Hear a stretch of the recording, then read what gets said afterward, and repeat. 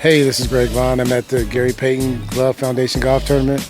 Welcome back to another episode of the Jim on Base Show. We're back at the Gary Payton golf tournament with the great Greg Vaughn. And Greg, it's great to see you out here today. Hey, man, thanks for having me. Yeah, it was a great time. Anytime you can come out and support your guys, you know what I mean? And, he does so many amazing things for kids and cares about the community, and he supports me. And it's the least I can do is show up and support him, you know?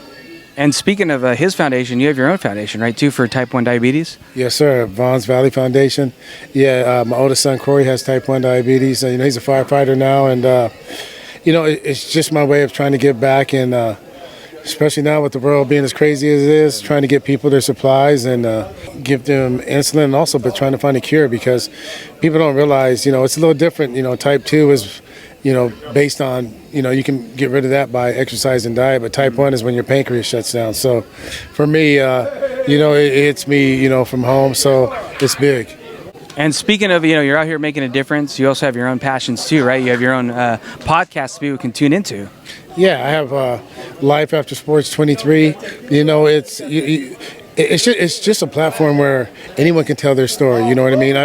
Because there's more people that have stories than people that are athletes. It's just a place where people can feel safe and be able to go out and, just express, what they go through in their life struggles and their experiences. So, there's Life After Sports isn't, you don't have to be an athlete, but it's just a place for people to be able to express themselves and, tell their stories and, hopefully be able to help someone else, let someone else, they might be at home thinking they're the only person going through something or, experience certain things. And it's a platform that, for everyone to feel like they're safe and hopefully influence and help someone.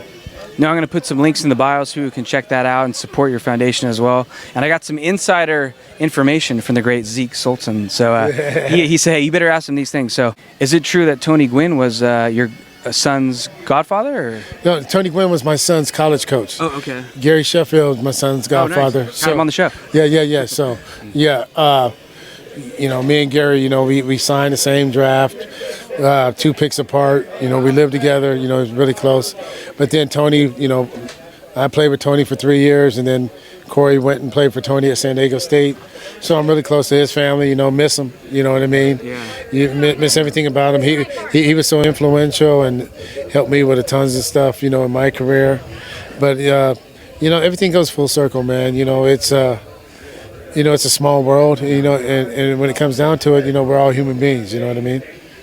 Well, speaking of human beings, one guy I got to check in on. I always respected him as a fellow slugger. Your cousin, right? The great Mo Vaughn. What's he up to these days? Oh, hey, Mo's, he's training kids, and he has a 14-year-old son, and he's down there in West Palm in Florida, doing his thing. So, it's just being a dad, being a coach, and trying to make a difference, trying to influence and help these kids get educations and go to school, and give them some knowledge that they might not get from someone else. People don't realize that it's a blessing, whether it's baseball, basketball, football, or you watch the Carlos World Series, all this, it's just people, influencing, because my village is huge, man. There's so many coaches, teachers, principals, deans, secretary at the high school, her and her husband, the Matiscos, helped me with SATs and the rest of it. So, all these people play a big part of our lives, and that's what we're trying to do. Just try to give back and try to help these kids, make better choices and give them, some knowledge that, that we have, and hopefully don't make the same mistakes that we made. Yeah. Great points there. It's great to catch up. And last question here. I thought it'd be fun to talk to you too, because, being a baseball fan, you hit 50 home runs and you still hit 270, 272. So what's it like watching baseball these days? The averages are a lot different. So, it takes a lot of skill to hit home runs and still hit for a good average, right? Yeah, I think so. I think, it takes a skill to be able to know how to drive in runs. With a guy on third base, less than 2 outs, being able to hit the ball to the second baseman, right, and get a run. Yeah. Being able to, if the infield's back, being able to hit the ball to the shortstop and get a run in, right? So I think, it's a different game than it was when we were expected to do that. If a guy on second base, less than 2 outs, they did not want me to bunt, but they wanted me to hit the ball to the right side and advance the runner. You know what I mean? So, hey, man, it's come full circle. It's a different game. Everyone's just up there, teeing off and swinging for the fences. But, it is what it is. I think, they're finding their way back to mix some old style with the new, because just the new doesn't work. Just everyone hitting 190 and 25 home runs and 52 RBIs is not good. You know what I mean? The teams that win have baseball guys in the dugout, and they have baseball guys in their system that are teaching them. And information is good, analytics is good, but you got to be able to translate it and get players to be able to produce on the field at the same time. And if you've never done it, it's hard to try to tell someone and teach someone how to do it. Yeah. You know what I mean? When I was coming up, I had, Ben Ogilvy, Sal Bando. These guys played on World Series teams. These guys done it. So when they were teaching to me, I was all ears, you know what I mean? And when they were teaching me how to drive in and run, how to choke up with 2 strikes and put the ball in play, there's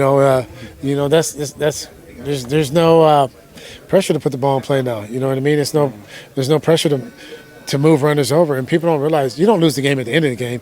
It's not getting the guy over in the first, second inning, hitting a ground ball and getting a run. That makes a big difference, So that's what it's all about. Well, Greg, it's good to see you, and it's refreshing to hear that. As you know, things that were in style once, maybe they go out of style, but they always come back, right? So that's what we're hoping for baseball. Yeah, same thing. It's just like clothes, man. The wide legs go, they come back. You get skinny, you go back to wide. Yep. Everything goes full circle, man. Well, Greg, it's great to see you out here. Thanks for making a difference with Gary Payton's Foundation, and it's good to see you. Hey, always good to see you guys, man. Anything for the glove, man.